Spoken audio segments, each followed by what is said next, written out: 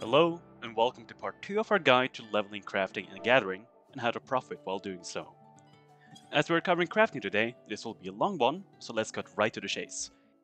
Here is what we're going to do today. First, we'll go over where to unlock crafting and how to breeze past the first 21 levels. Then, we'll look at how Firmament turn-ins work and what scripts and Cupo of Fortune tickets do. Afterwards, we'll look at how crafting and crafting macros work before looking at a handy online resource. Finishing off, we will look at gearing, food, and melds before talking briefly about material costs and how to mitigate them. We will not be going over individual class quests, ability tooltips, or endgame crafting rotations. In order to follow this guide, you will need a Final Fantasy XIV service account. While you can reach this with a free trial, in order to progress past level 60, you're going to need the expansions and a regular account. Complete a quest towards the Firmament, which can be started in the Broom in the Foundation. The quest becomes available after the main scenario quest, A Litany of Peace. A Crafter at level 20. We will be going over how to cover the 1 to 21 stretch. At least 2 million gil. While I've done research to ensure affordable recommendations as far as gear is concerned, there's no getting around that getting started on crafting is expensive. With how the Firmament turn-ins work, you will make this back, but between gear, melds, and materials, you're going to need a starting budget. Fortunately, if you had a look at my 3 previous guides, you should be well set to facilitate this. The first, and perhaps easiest part of unlocking crafting is to seek out the initial So You Want to Be quests. Each one of these will be located in one of the initial 3 main cities, Ul'dah, Lim-Solominsa, and Gridania. For the most part, as long as you unlock the Aetherytes in these cities, you should be able to easily navigate to them, as most of them have their own Aetherytes, unless they're close to another Aetherite, as is the case for Armorer, Blacksmith, and Carpenter. With the gear I outlined in a document I will go further into and link down below, you're going to want to be level 21 before you dive into the Firmament turn-ins. This is fairly easily done. For this stretch, we will mainly be making use of quick crafting. Quick crafting is unlocked after you completed a recipe for the first time. In each class unlock area, there will be an NPC that sells cheap, processable materials. Open your crafting menu, pick a simple recipe, purchase a few stacks of a material need for it, and get quick crafting. The experience per craft does still calculate from the level of the craft, so bump it up every now and then. Some of these processed materials are used for later crafts, which you can inspect by right-clicking the material and checking the recipe options. You can also speed up this process by wearing experience-boosting items like the Friendship Circlet and Alamegan earrings if you have them. Eating any food will also give you a plus 3% experience boost. At level 5, 10, and possibly 15, make sure to do your class quests, as they will give you some gear to speed up the quick crafting process by enabling you to quick craft higher level recipes. Besides, you will also have to complete your class quest all the way up to 66 in order to unlock the ability Manipulation, which is crucial for level 66 and up crafts. Once you're at level 21, you will be able to equip all the recommended gear and can begin the turn-in crafting. Once you're ready for the Firmament, you're able to craft turn-in items.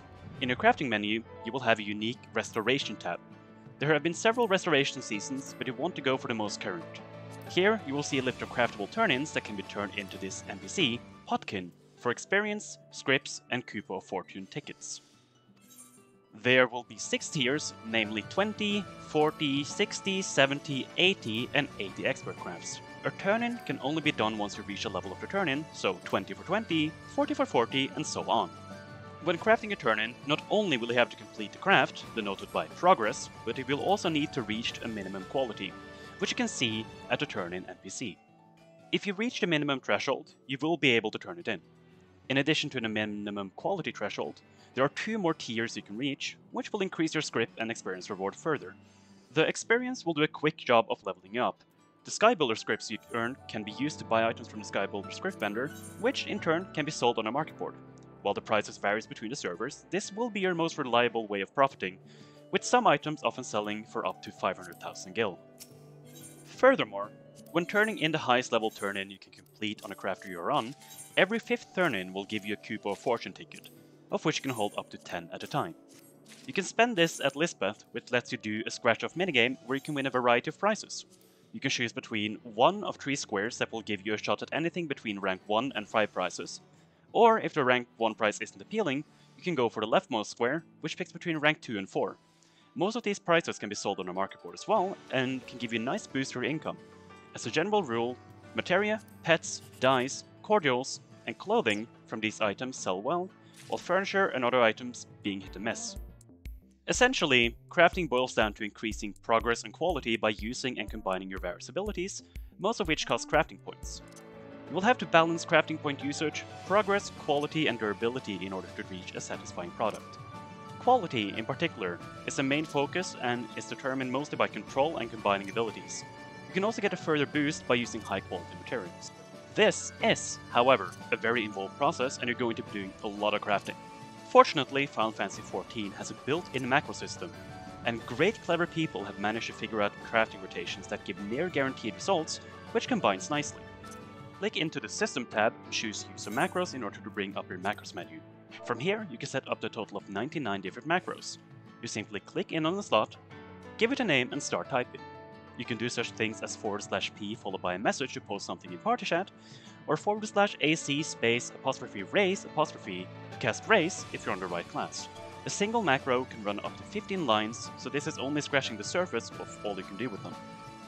Fortunately, the DoL Balance Mentor on Reddit has compiled a full list of restoration macros that will work for all classes that we will be making use of. They also come with stat requirements, which I will touch upon in a bit. We will simply find the macro we need, copy it into the macro body and give it a descriptive name. For the purpose of showing how a multi-macro craft works, I will be picking a level 60 macro. After setting up the macros and putting them on a hotbar, move into the crafting menu, pick the crafting recipe and initiate the craft. From there, you click the first macro and wait for it to finish. These macros include both a visual and an audio clue as to when the macro is completed. Then, you simply click the second macro and wait for that to finish. Keep in mind that since your craftsmanship and control set influence the effectiveness of your actions, having too high stats for the macro might throw it off a little bit, but it shouldn't be an issue here as the progress increasing actions are loaded towards the end. So what happens if you misclick? Typically, a macro will keep going until it finishes, regardless of whether or not it is actually doing anything. In case of a misclick, you can override one macro with another through a bit of button matching. I will include an abort action macro down in the description below. Save for manipulation, all of the actions you need for these macros unlock automatically. However, manipulation, which is near mandatory, is unlocked for a class once you complete the level 66 class quest for the job. You will need to get on that once you start approaching that level. You should be able to outgear the 1 to 50 class quest, though the 50 to 60 ones can be tough and reliant on RNG, so you might want to consider purchasing or getting someone to craft the 50 to 60 class quest items for you, as most of them need to be high quality. Fortunately, the 60 to 70 quests aren't only comparatively easy, but it also provides you with all the materials you need, which is a fresh change. While Square Enix has done a remarkable job of including quality of life upgrades to all parts of the game, the unofficial database Garland Tools have done a fantastic job to bunch quest information, crafting recipes, gathering node locations and timers, NPCs and much more into one interface. Here, you can check quest requirements, unlock criteria, sources of materials, item and crafting information, and even create multiple lists, which is a highly incentive when it comes to planning out your crafting ventures. It is by no means necessary, as all of this can be done and tracked in-game, but garlandtools.org/db is usually up to date and a favorite for many crafters and gatherers. When it comes to crafting, your gear is paramount, and this is true for the macros you will be using as well. In order to make the gearing process easier for you, I have rummaged through the gear listings in order to provide item recommendations to meet the requirements for the various macros. The list also has NPC vendor locations and prices listed. In order to keep the prices down, I've listed some items that are only equipable at level 21, 63 and 71, so you might have to wait a little bit longer for some of the tiers. The author of the macros assumes that you will be using some high quality pieces, but since these are rarely sold or rewarded by NPCs, I've compiled a list of normal quality items that will meet the same requirements. A couple of accessories will need to be crafted or bought off the market board, and 2 pieces will have to be bought from your Grand Company's quartermaster, and will require you to have reached a rank of 2nd Lieutenant, so that is a fairly simple task at this point, especially with undersynced parties. Furthermore, since some of the requirements for the macros are hard to meet, you are going to have to meld materia. The materia we'll need to meld has also been outlined in the document. Melding is a process in which you affix materia to your gear. Materia are essentially gems that increase the stat of your gear in some way. Gear that can be melded will show up with slots, both as you hover over them and in the melding menu. Green slots are guaranteed melds, but grey slots work with success chance, which is based on slot number and materia grade. Melding into green slots is referred to as melding and can be done by the gear melder NPCs. You can also unlock this ability by completing the quest Waking the Spirits, which can be started at Phobos in Central Thanalan, when you have a craft at level 19 and have completed the quest Forging the Spirit, which in turn can be started by Swin Bros in the same location. Melding into grey slots is referred to as overmelding and can only be done by players who have unlocked advanced materia melding. This ability can be unlocked through the quest Melding Materia Muchly, which is available from Mutamix Bubbly Plots near Phobos once you have a craft at level 25 and have completed Waking the Spirits. When you have unlocked Melding, you can right-click your gear and choose Meld, which will bring out the melding menu. For the most part, you will only need to do regular melding, but a few pieces will require overmelding. This can burn through several materia. If you do not want to overmeld, you can scout for some high-quality gear pieces in order to circumvent this, but make sure that you still meet the macro requirements, which you will still have to do regular melding for. Finally, the macros will state which recipes has food buffs factored in. With the list I prepared for you, you will have to run food buffs for every macro. However, both the stone soup, which you will be using from 20 to 40 and 50 to 60, as well as the mashed potatoes, which you will be using from 40 to 50, are available for sheep from Grieg in the Golden Saucer. The tempura platter you will be using from level 60 to 80 is available from Kuragai in Kogane, and is slightly more expensive, but is absolutely required for both the 60 and 70 macro rotations. These foods will help you reach the stat requirement for the various macros, and gives a very slight experience buff. Each food buff lasts for 30 minutes.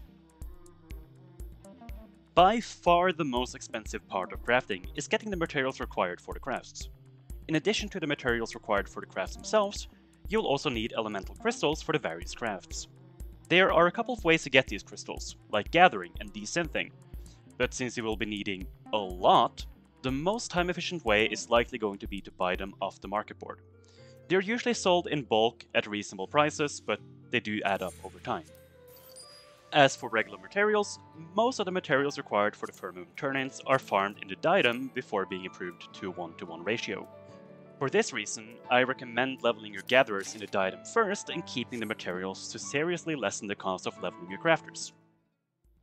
If you want to go the extra step, you can opt to level up all your crafters at the same time to be able to synthesize all the various process materials you need for the various crafts, but personally I chose to buy most of these at the market board. Keep in mind that you will be crafting a lot, so you're likely going to have to go on extra gathering or market board trips regardless, but as a general rule, the more you provide yourself, the more you save in terms of gil. While the Sky Builder materials you gather yourself will be approved at the most current, the market board have various grades, so make doubly sure that you purchase the right grade for the most current generation of turn-in crafts. This has been a long video. Crafting is one of the most complex activities Final Fantasy XIV has to offer, but I've tried to keep it at a need-to-know basis for the task at hand. While the initial expenses are mounting, this method should let you make back most, if not all and more, of your initial investment, as long as you use the market board wisely. I will be linking the resources I've used as well as the document in the description box below. If you found this video helpful and would like more like it, make sure to subscribe and hit that notification bell. Feel free to leave thoughts and questions in the comments down below. As always, I hope you have a great day and a great week. Have a nice one!